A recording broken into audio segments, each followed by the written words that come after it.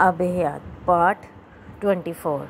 मेरे बच्चे कहाँ हैं? इमामा ने अटेंडेंट की शक्ल देखते ही होशो हवास संभालने के बाद सबसे पहला सवाल यही किया था। वो कुछ देर में आपके पास आ जाएंगे, आपको फौरी तौर पर इस हॉस्पिटल से कहीं मुंतकिल करना है, अटेंडेंट ने बेहद मुअद्दब अंदाज में उससे कहा था। इमामा ने बिस्तर से उठने की कोशिश की थी और बेख्तियार कराकर रह गई थी। जख्म वाली जगह अब सुन नहीं रही थी। उसे लगा था जैसे कोई खंजर किसी ने यकदम इसके पेट के निचले हिस्से में घोंपा था। अटेंडेंट ने जल्दी से आगे बढ़कर उसे वापस लेटाने में मदद की और उसे लेटाने के बाद साइड टेबल पर रखी हुई इस ट्रे में से एक इंजेक्शन उठाकर सिरिंज में भरना शुरू कर दिया था जो वो लाई थी। मुझे कोई इंजेक्शन नहीं लगवाना, मुझे अपने बच्चों को देखना है, मामा ने बेहद तुर्शी से इससे कहा था। यह आपकी तकलीफ कम कर देगा, आपकी हालत अभी ठीक नहीं है, अटेंडेंट ने कहते हुए ग्लूकोज की बोतल में सिरिंज की कोई सुई घोंप दी। इमामा ने अपने हाथ के पुश पर टेप के साथ चिपकाई हुई सिरिंज निकाल दी। मुझे फ़िलहाल किसी मेडिसिन की ज़रूरत नहीं है, मुझे अपने बच्चों से मिलना है और अपने शोहर से बात करनी है। वो इस बार ज़ख्म की तकलीफ को नज़रअंदाज करते हुए उठ बैठी थी और इसने अटेंडेंट का हाथ भी झटक दिया था। वो अटेंडेंट कुछ देर चुप खड़ी रही थी, फिर वो खामोशी से कमरे से निकल गई थी। इसकी वापसी आध घंटे के बाद हैडी, जिब्रील और अनाया के साथ हुई थी। कमरे का दरवाज़ा खुलते ही माँ पर पहली नज़र पड़ते ही जिब्रील और अनाया शोर मचाते हुए इसकी तरफ आए थे और इसके बिस्तर पर चढ़कर इससे लिपट गए थे। वो 1.5 दिन के बाद माँ को देख रहे थे। हैडी भी बेख्तियार लपक कर इसके पास आई थी। 1.5 दिन से इमामा को ना देखने पर डॉक्टर्स की बार बार की लेतो लाल पर इमामा के हवाले से इसके जहन में अजीबो गरीब वहम आ रहे थे और अभी इमामा को बखैरियत देखकर वो भी जज्बाती हुए बिना नहीं रह सकी थी। तुमने सलार को इतला दी? इमामा ने हैडी को देखते ही इससे पूछा था। मैं कल से इनसे रब्ता करने की कोशिश कर रही हूँ लेकिन इनका नंबर नहीं मिल रहा। मैंने इनके ऑफिस स्टाफ से भी रब्ता किया लेकिन वो कह रहे हैं कि सलार साहब के साथ इनका भी रब्ता नहीं हो रहा। इमामा के दिमाग को एक झटका लगा। वो हैडी का पहला जुमला था जिसने उसे चौंका दिया। कल? वो बड़बड़ाई। आज क्या तारीख है? उसने हैडी से पूछा और हैडी ने जो तारीख बताई वो इस दिन की नहीं थी जिस दिन वो हॉस्पिटल आई थी। वो पिछली दोपहर को हॉस्पिटल आई थी और इस वक्त अगली रात हो चुकी थी। उसे यकीन नहीं आ रहा था कि वो इतने लंबे अरसे तक ख्वाब आवर अद्वियात के ज़रिए से रखी गई थी और कल से सलार ने कोई रब्ता नहीं किया था। वो अमेरिका तो कल ही पहुंच चुका था, फिर इससे रब्ता क्यों नहीं हो रहा था? उसने हैडी से अपना बैग लेकर इसमें से फ़ोन निकालकर इस पर कॉल करनी शुरू की। अटेंडेंट ने उसे बताया कि हॉस्पिटल में इस हिस्से में सिग्नल्स नहीं आते। वो इसका मुंह देखकर रह गई थी। अपने सेलफोन पर इसने सब चैट ऐप्स और टेक्स्ट मैसेजेस चेक कर लिए थे। कल से आज तक इसमें कुछ भी नहीं था, इस वक्त से लेकर जब वो हॉस्पिटल आई थी और अब तक।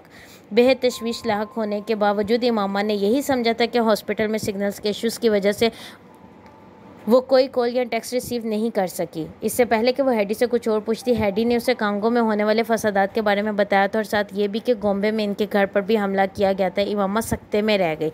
हैडी के पास तफसीलात नहीं थी क्योंकि वो एक बार हॉस्पिटल से निकलने के बाद दोबारा बच्चों को छोड़कर कहीं नहीं गई थी। इसके बाद जो भी खबरें थी वो इसके ख़ानदान के अफराद की तरफ से फ़ोन पर मिली थी, यहाँ पर हॉस्पिटल में लगे TV सेट पर नशर होने वाली न्यूज़ से। ये वो लम्हा था जब इमामा को पहली बार सलार के हवाले से बेकरारी हुई थी। पेट्रस अबिका का मारा जाना उसे पता चला था और उसे ये भी पता चला था कि वो मारा गया था तो सलार कहाँ था। वो भी तो वाशिंगटन में था। हैडी ने इसे न्यूज़ चैनल पर चलने वाली सारी खबरें बताई थी। पेट्रस अबिका को कैसे मारा गया और कैसे इसकी मौत सामने आई। इससे आखिरी बार मिलने के लिए जाने वाला शख्स सलार सिकंदर था और सलार सिकंदर इस वक्त से गायब था।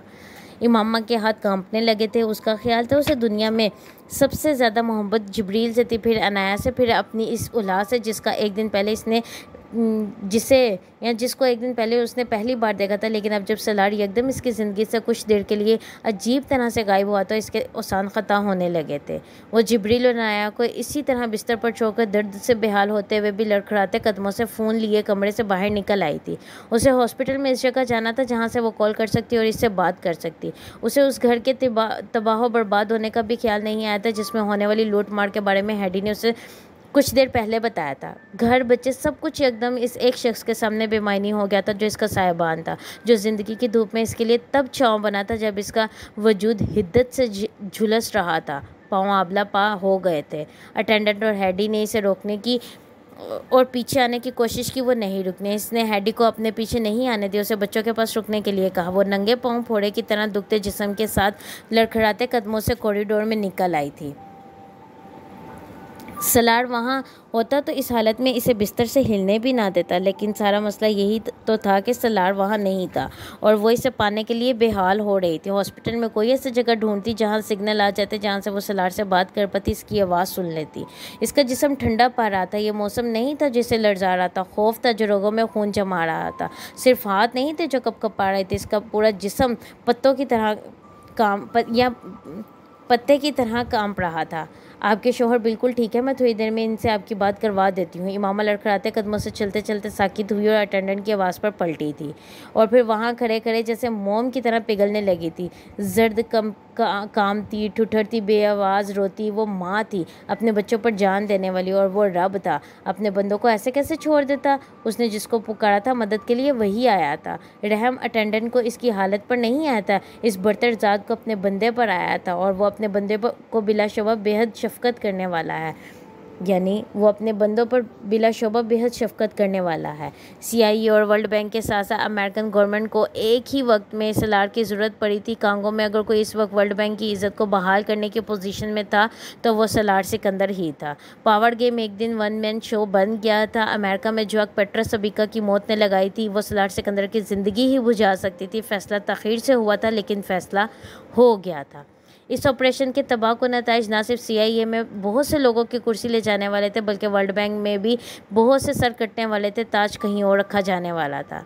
सलार सिकंदर इस सबसे बेखबर होटल के इस कमरे में अब भी न्यूज़ चैनल्स देख रहा था और कुछ देर पहले अपने बाप से बात करके आया था, जिन्होंने इसे बताया था कि कांगो के हालात की वजह से फ़िलहाल कांगो की फ़्लाइट्स और वीज़ा दोनों दस्तयाब नहीं थे। सलार सिकंदर के सर में दर्द शुरू हो गया था। इसका वो गमगसार माइग्रेन एक बार फिर इसका गम गलत करने आ गया था। वो होटल वापस आया था अजीब कैफियत में। टीवी के सामने खड़ा वो सलार सिकंदर के हवाले से चलने वाली खबरों, कांगो के दिल दहला देने वाले मराजी के साथ यूं देखता रहा था जैसे वो कोई और था। ना इसका सलार सिकंदर से कोई ताल्लुक था और ना ही कांगो से। वहाँ इमामा और अपनी औलाद छोड़ाने वाला भी कोई और था, इन्हें भूल जाने वाला भी कोई और था। What is next to ecstasy?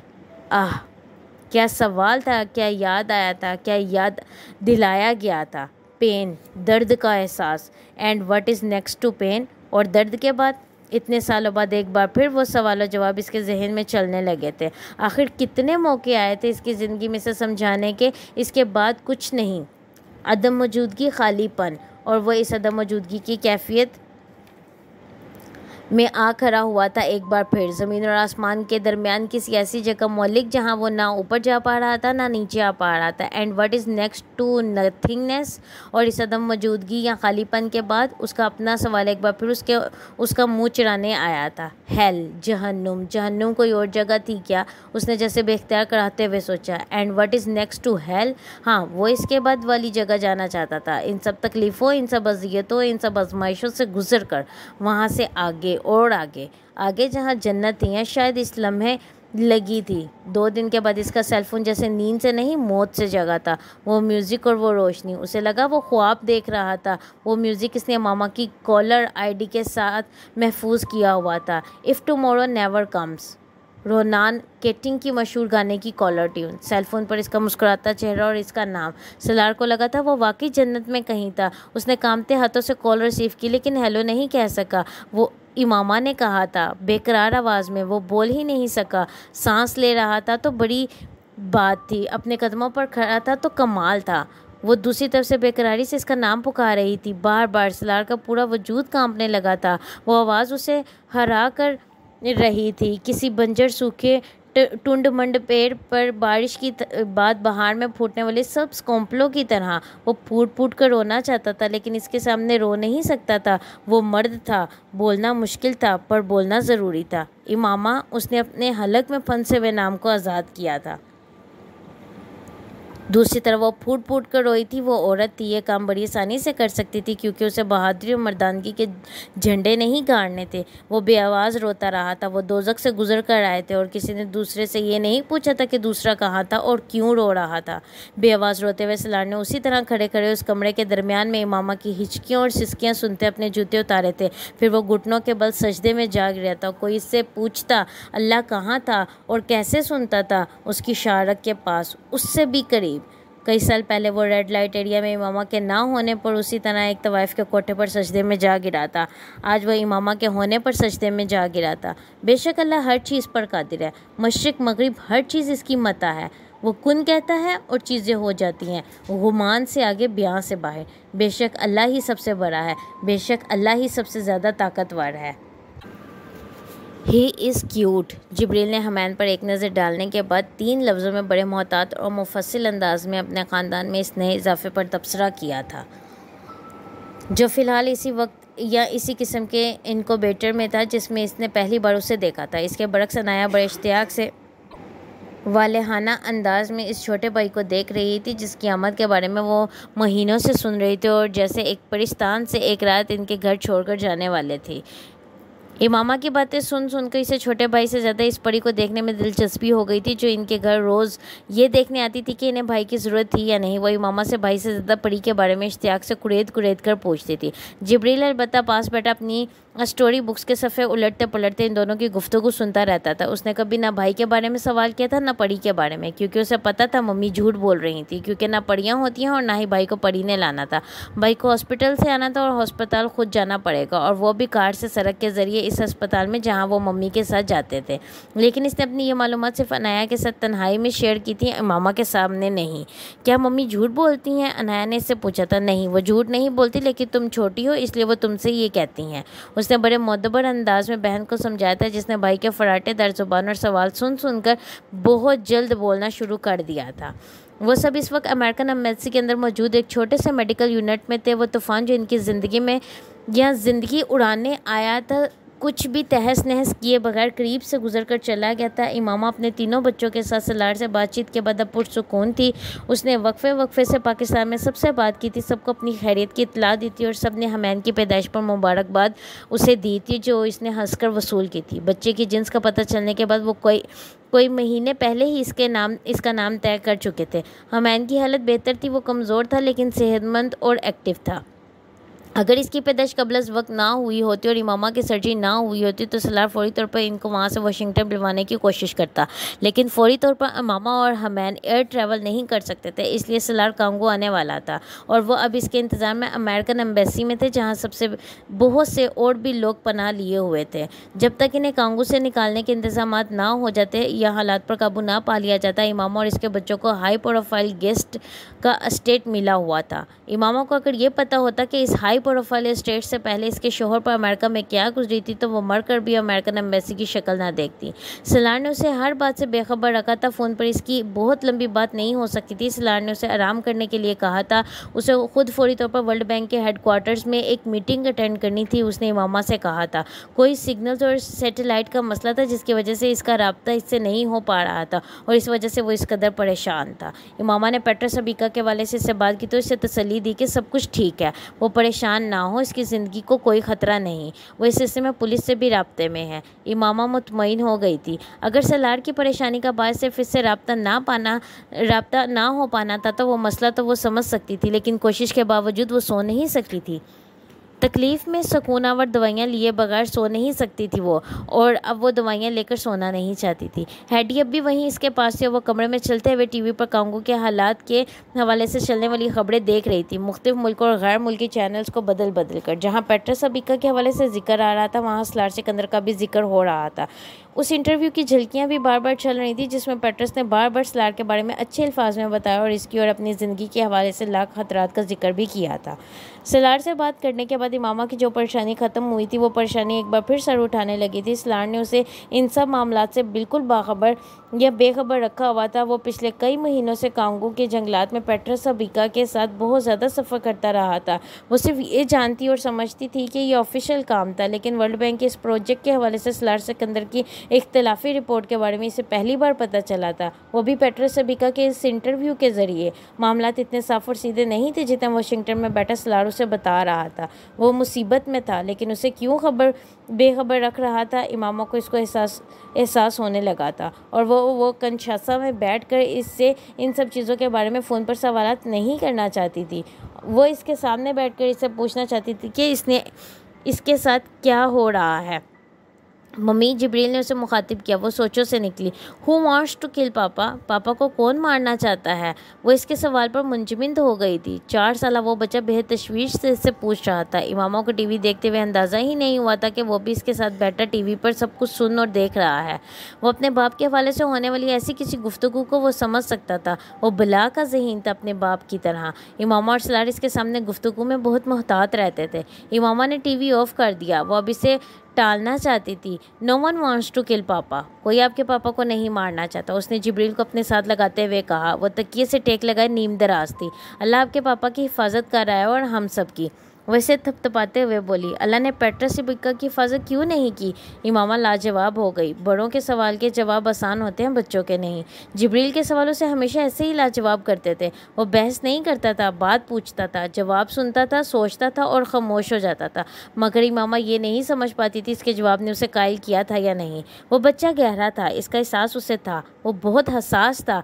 वो इससे भी लाइलम नहीं थी, लेकिन उसे ये अंदाज़ा नहीं था कि वो अपने माँ बाप के हवाले से बहुत सारी बातें सोचता है और वो इससे पूछना भी नहीं चाहता था। देखो तुम्हारा छोटा भाई कैसा लगता है तुम्हें? इमामा ने अब इसकी तवज्जो एक दूसरे मौजू की तरफ ले जाने की कोशिश की।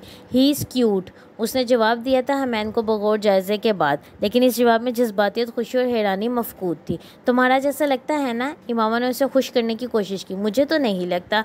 जिब्रील ने कुछ और एहतियात से बगौर इसका जायज़ा लेने के बाद माँ को फ़ौरन जवाब दिया था। उसे शायद माँ का यह तबसरा और मुमासलत अच्छी नहीं लगी थी। अच्छा, तुमसे कैसे डिफरेंट है? इमामा ने दिलचस्पी से पूछा। इसकी मूछें हैं, मेरी तो नहीं है। इमामा बेसाख्ता हंसी। वो हमैन के चेहरे और बलाई लब पर आने वाले रूहों को देखते हुए कह रहा था। अनाया अब भी मामा के बेड के बिल्कुल करीब पड़े इनक्यूबेटर की दीवार से चिपकी खड़ी थी, यूं जैसे हमैन चिड़ियाघर का कोई जानवर था जिसे वो ग्लास वॉल से नाक और हाथ टिकाए वाव वाले तासुरात के साथ देख रही थी। ये मेरी तरह लगता है, उसने बहुत मध्यम आवाज़ में अटकते हुए मामा को मतला किया था। वो अनाया की मध्यम आवाज़ पर हंस पड़ी थी। वो एहतियात कर रही थी कि सोया हुआ भाई बेदार ना हो जाए। उन्हें अंदाज़ा नहीं था वो सोया हुआ भाई नहीं था, सोया हुआ जिन था जो बेदार होने के लिए अपने बाप की आमद का इंतज़ार कर रहा है। सलार सिकंदर और इमामा हमेशा अपने आप को खुशकिस्मत समझते थे कि अल्लाह ताला ने उन्हें ऐसी औलाद दी थी जो बिल्कुल मुश्किल नहीं थी, और ना ही इन दोनों ने इन्हें किसी भी लिहाज से तंग किया था। इनके ख़ानदान, दोस्तों और जिब्रील के स्कूल में भी इन दोनों बच्चों को मिसाली बच्चे और इन्हें मिसाली वालिदैन माना जाता था। कांगू के फसादात में पैदा होने वाला वो तीसरा बच्चा इनको वो सुकून और चैन छीन कर उन्हें वाकई मिसाली बनाने के लिए भेजा गया था। CIA ने जिस बच्चे को 3 हफ्ते पहले दवाइयों के ज़ेरे कब्ल अज वक्त दुनिया में लाने की कोशिश की थी, ने अगर मोहम्मद हमैन सिकंदर का तारुफ हो जाता तो वो इस पैदाइश को कम से कम 300 साल तक रोकते। वर्ल्ड बैंक के बोर्ड ऑफ गवर्नर्स के एक हंगामी इजलास ने मुत्तफ़िक़ा तौर पर सलार सिकंदर अफ्रीका के लिए वर्ल्ड बैंक का नया नायब सदर, नया चेहरा चुना था। ये ओहदा वर्ल्ड बैंक की तारीख में पहली बार किसी गैर अफ्रीकी को दिया गया था और देने की वजूहत सारी दुनिया के सामने थी। सलार सिकंदर चैनल्स पर चलने वाले इन ब्रेकिंग न्यूज़ और अलर्ट्स के दरमियान वर्ल्ड बैंक के हेडक्वार्टर्स में वर्ल्ड बैंक के सदर से मुलाकात के लिए तैयारी कर रहा था, जो वर्ल्ड बैंक के सदर की दरख्वास्त पर हो रही थी। वो वर्ल्ड बैंक के हेडक्वार्टर्स से वर्ल्ड बैंक के सदर से मुलाकात की भीख मांगते मांगते कुत्ता बनकर वहां से निकला था, और अब इसी सदर की मिन्नत भरी दरख्वास्त पर वहां सदर के ज़ाती इस्तेमाल में आने वाली कारों में से एक शोफर समेत लेमोजीन में बादशाहों की तरह सिक्योरिटी और प्रोटोकॉल के साथ वहाँ बुलाया जा रहा था। वो ज़िंदगी में पहली बार किसी लेमोजीन में बैठा न ज़िंदगी में पहली बार सिक्योरिटी और प्रोटोकॉल के लवाजमात चख रहा था, बल्कि ज़िंदगी में पहली बार उसे इस घुटन का सामना करना पड़ रहा था जो इसके सीने को पिंजरे में कैद परिंदा कर रही थी। हेडक्वार्टर के बाहर प्रेस मौजूद था, अपने मशीन गनों जैसे कैमरों और माइक्स के साथ, बिजली की तरह फ्लैश लाइट्स के झमाकों की तैयारी और इंतजामात के साथ। उन्हें इतला किसने दी थी उस दिन वहां आने की? ये सलार सिकंदर के लिए कोई हैरत की बात नहीं थी। वो सर्कस का वो जानवर था जिसे बैंक और CIA वाले अब नचाकर तमाशा लूटना चाहते थे, और सर्कस का जानवर इस्लामुद्दीन से फ्लैश लाइट्स और सवालों के नारों के दरमियान उतरते हुए अपनी अगली हिकमत अमली तरतीब दे रहा था। उससे अगर नाचना ही था तो अपनी शर्तों पर, पुतली बनना था तो भी अपनी शर्तों पर, किसी की उंगली की नहीं। वो लेमोजीन से उतरकर अपने खुले कोट के बटन बंद करता, फ्लैश लाइट्स के झमाकों से कुछ फासले पर ड्राइववे के दोनों अतराफ में लगी हुई वार्निंग टेप के पार्ड कैमरामैनों और जर्नलिस्ट की भीड़ की तरफ एक नज़र भी डाले बगैर अमले के इन अफराद की रहनुमाई में बड़े बड़े कदमों के साथ अंदर चला गया था, जिन्होंने कार से उतरने में इसका इस्तकबाल किया था। कुछ नए लोगों के अलावा बोर्डरूम में वो सब लोग मौजूद थे जिनसे वो कुछ दिन पहले मिला था, लेकिन अब सब कुछ बदल चुका था। जैसे इसका वतन वैसे ही इन लोगों का ज़ाहिर, या जैसे उसका बातिन और वैसे ही इन लोगों का ज़ाहिर। इसका इस्तकबाल बोर्डरूम में एक हीरो के तौर पर तालियां बजाकर खैर मुकदमी नारों के साथ किया गया था, यूँ जैसे वो कोई हीरो था जो जंग जीत कर किसी बादशाह के दरबार में अपनी खिदमत के बारे में कोई बड़ा एजाज़ लेने आया था। इन सब के चेहरों पर मुस्कुराहटें और नरमी थी, आंखों में सताइश और होंठों पर दाद व तहसीन गर्मजोशी से मुसाफिर और मानके करते हुए सलार सिकंदर सिर्फ ये समझने से कासिर था कि वो करके क्या आया था जिसके लिए ऐसा इस्तकबाल किया गया था। वो इन्हीं लोगों के साथ बेज़वी शक्ल की मेज़ पर प्रेसिडेंट की सीट के दाहिनी जानिब पहली नशिस्त पर बैठ गया था, जिसकी गर्दन का सरिया और लहजों की रौनियत ने इसकी इज़्ज़त नफ्स की धज्जियाँ उड़ाई थी। इंसान की सबसे बड़ी खासियत यही है कि वो भूलता नहीं है, और ना बुराई को और ना ही अच्छाई को, ना कमज़रफ़ी को ना एसार को, ना बेमहरी को ना ही एहसान को, ना इज़्ज़त को ना ज़िल्लत को। सलार सिकंदर भी गैर मामूली सलाहियतों का मालिक एक इंसान था। जो कुछ हो चुका था वो पत्थर पर लकीर था, और जो कुछ हो रहा था वो पानी की फवार था। उसकी आमद के ठीक 5 मिनट बाद वर्ल्ड बैंक का सदर बोर्डरूम में आ गया था। सलार सिकंदर में बाकी सब की तरह इसके एहतराम और इस्तकबाल के लिए खड़ा हुआ था। वर्ल्ड बैंक को आप पर फ़ख्र है। उसके साथ ही इस्तकबाली कलमात की अदाई के बाद सदर के मुंह से निकलने वाले पहले जुमले को सुनकर सलार सिकंदर का दिल कहके मारकर हंसने को चाहा था। उससे सिकंदर उस्मान याद आए थे। उसके बचपन में स्कूल में इसके टीचर से मिलते हुए वो अपनी इस 5वीं खबीस औलाद की इज़्ज़त इन्हें अल्फाज में करते थे, क्योंकि साइकेट्रिस्ट ने उन्हें सख्ती से समझाया था कि इसके मलामती जुमले इनके इस गैर मामूली ज़हीन बेटे के दिमागी और नफ्सियात पर बुरे असरात छोड़ सकते थे। और अपनी इस 5वीं औलाद के कारनामों पर जलने कुड़ने के बावजूद आई लव यू कहते थे और I am proud of you, मुझे तुम पर फ़ख्र है भी। वर्ल्ड बैंक का सदर सलार सिकंदर का बाप नहीं था, मगर अमेरिका का था। और इस वक्त अगर बैंक के सदर अपने ओहदे के लाले पड़े हुए थे तो अमेरिका को अफ्रीका में अपने मफादात और इस साख के जिस अच्छी साख का इसे वहम था। सलार सिकंदर उन्हें इस वक्त वो मसीहा लग रहा था जो सब कुछ कर सकता था, कम अज़ कम अफ्रीका में। प्रेसिडेंट के जुमले पर बोर्डरूम के लोगों ने तालियां बजाई थी, यूँ जैसे वो प्रेसिडेंट की तारीफ़ की तायद कर रहे हों। सलार ने शुक्रिया अदा किया था और प्रेसिडेंट की सीट संभालने के बाद सब लोगों की तरह अपनी सीट पर बैठ गया था।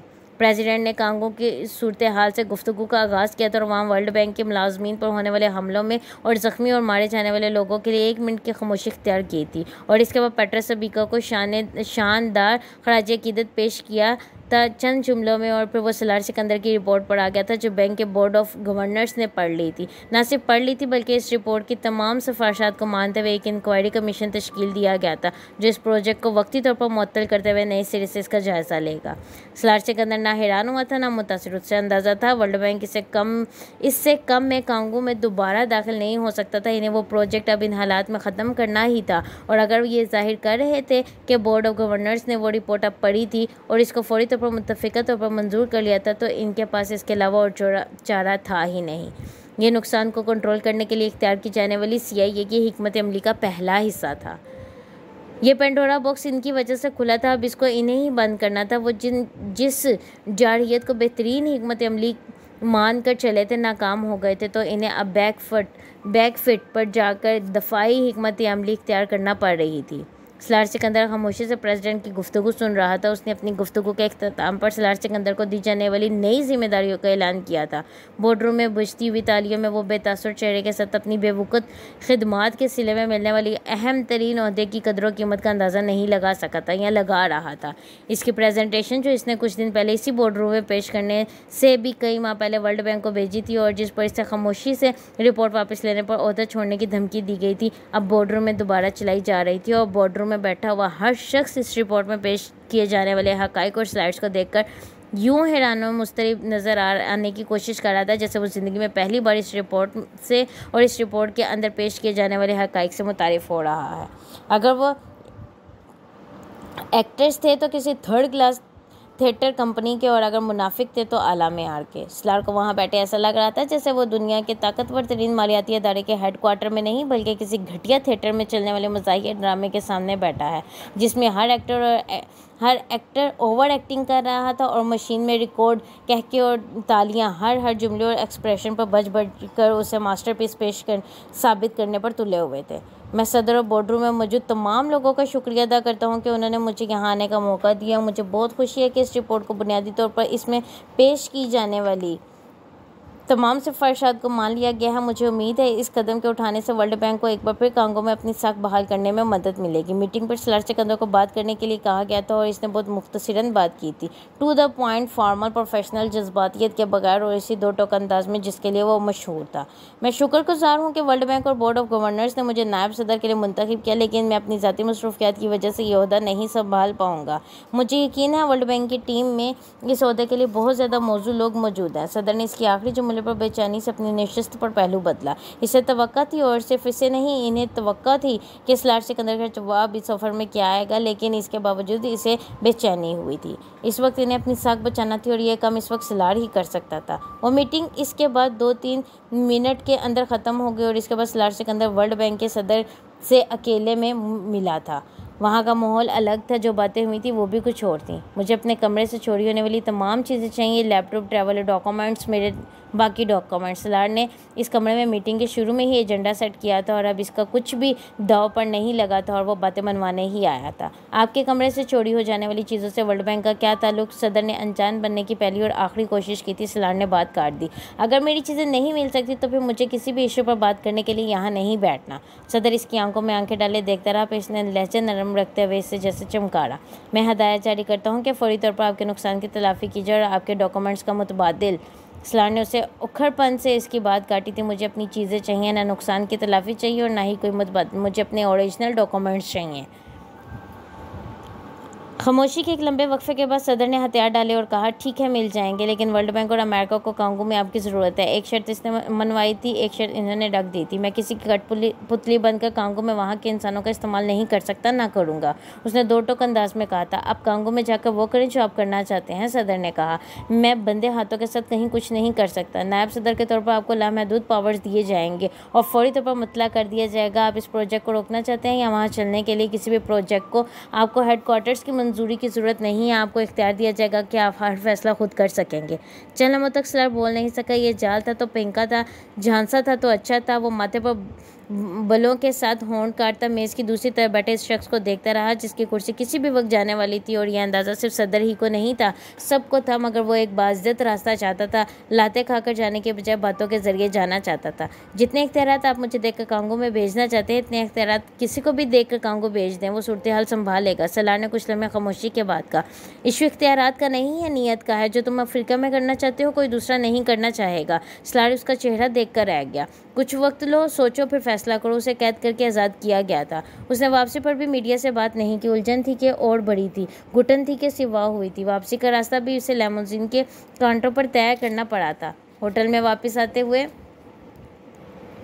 इसने कमरे में आकर टीवी पर ना सिर्फ वर्ल्ड बैंक हेडक्वार्टर्स जाते अपनी फुटेज देख ली थी, बल्कि न्यूज़ चैनल्स पर अपनी तैनाती की ब्रेकिंग न्यूज़ भी देख ली थी। वो इसके लिए इनकार मुश्किल से मुश्किल तर बना रहे थे। जाल की डोरियां कसते जा रहे थे। इसका सेलफोन मिनटों में मुबारकबाद के पैगामात और कॉल से बजने लगा था। पहले इस फ़ोन का ना बजना क्या मत, और अब बजे चले जाना अजाब। और इस सब के बीचों बीच इसने इमामा को कॉल की थी, ये जानने के बावजूद कि यह खबर उस तक भी पहुँच गई होगी। इसका रद्दअमल क्या हो सकता था उसे याद था। उसने इमामा के साथ पहले उम्रे के बाद इससे वादा किया था कि वो बैंक की मुलाजमत छोड़ देगा। नौकरी इसके लिए मसला नहीं थी, वो नौकरी भी कभी भी कहीं भी हासिल कर सकता था, मगर इससे पहले इसने कभी गौर नहीं किया था कि वो जिन जगहों पर काम करता रहा था वो बिलवास्ता या बिलावास्ता सूद से मुंसलिक रहे थे। बड़े बड़े मालियाती अदारे, ऑर्गेनाइजेशंस, वो सब जो दुनिया के इकनॉमिक्स पल्स पर चलते थे, वो सूद के खून से ही चलाते थे। फलाही काम हो या समाजी जिम्मेदारी पर खैरात का रास्ता ही वहीं से निकलता था और सलार सिकंदर सबका हिस्सा था। इस बैनुल-अक़वामी मालियाती निज़ाम का एक पुर्जा था जो सूद के पैसे से चल रहा था।